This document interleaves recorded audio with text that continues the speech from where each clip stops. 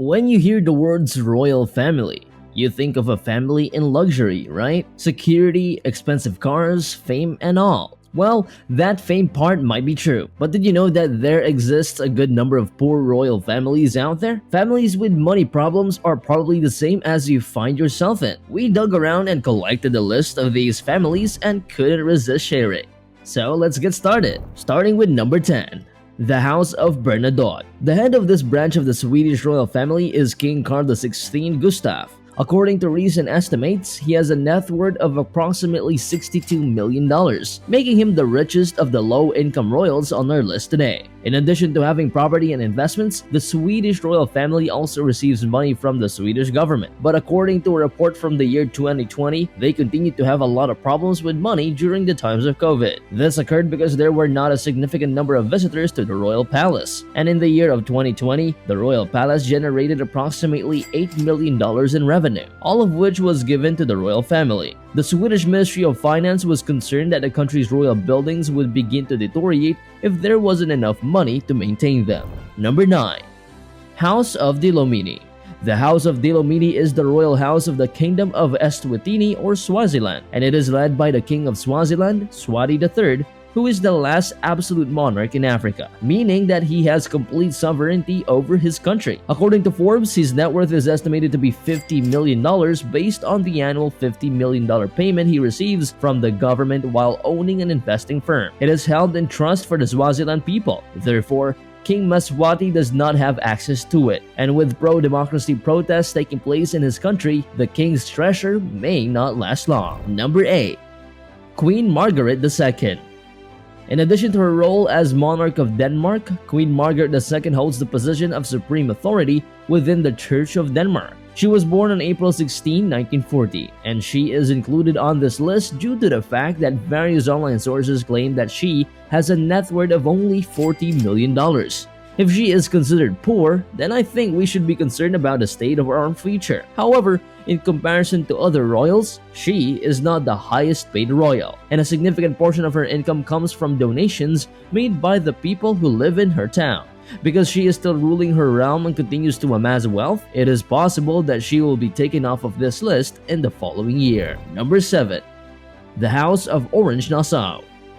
Now, this kingdom is led by King William Alexander of the Netherlands, who is thought to be worth about $35 million. King William Alexander works hard and spends a lot of time being king. Business Insider says that William Alexander gets about $40 million a year to pay for his family. This budget pays for overseas trips and official visits, but it stopped paying for private flights in 2014. We honestly don't think this will bother King William Alexander too much because a lot of his money comes from his own property and shares in Shell Oil. Well, now let's take a look at number 6. Norway's House of Oldenburg. Don't get me wrong, this Norwegian family is still wealthy, but they are so humble about their fortune that they are frequently spotted riding public transportation and dressing casually for parties and gatherings. They even send their homeschooled children to regular school, and they may be royal, but they act like everyone else, and I adore that. They clearly have strong values. The whole waltz along the Olympic Awards. The king has a net worth of $30 million. What a true king! I rank them 7 because while they have the money to outspend the kings above them, they are very humble and live an honest life. Number 5. King OTEMFUO OSEI TUTU II. Monarch OTEMFUO OSEI TUTU II of Ashanti Ghana Otumwe OSEI TUTU II is the king of Ghana's gold-rich Ashanti Kingdom, which is home to the nation's main ethnic group, the Asantes. He came to the throne in 1999, and according to Forbes, the king's estimated net worth is over $12 million, and he owns real properties in Ghana and South Africa, as well as a collection of costly gold crown jewels. Aside from that, the king controls a sales company called Transpoma Ghana, which is reported to be valued at roughly $12 million. Number 4. King TUBA Tonga.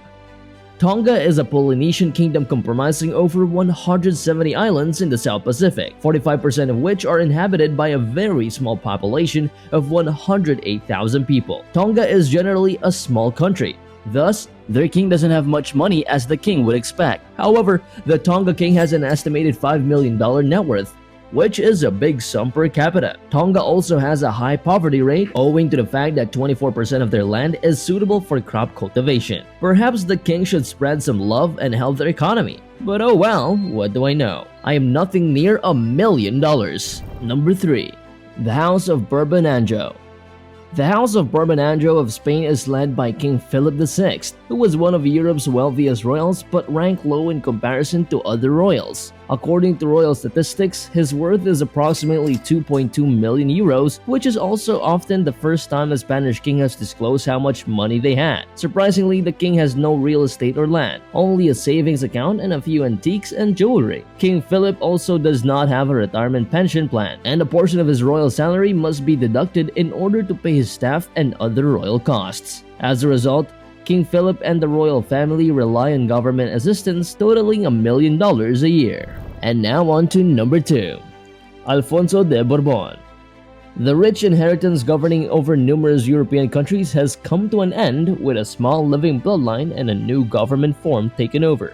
The lead of the house has a net worth of $1.5 million, which is earth-shattering compared to the family's previous riches. But I'm sure he and his family are still doing well, and after all, how many people can claim to be part of the royal family?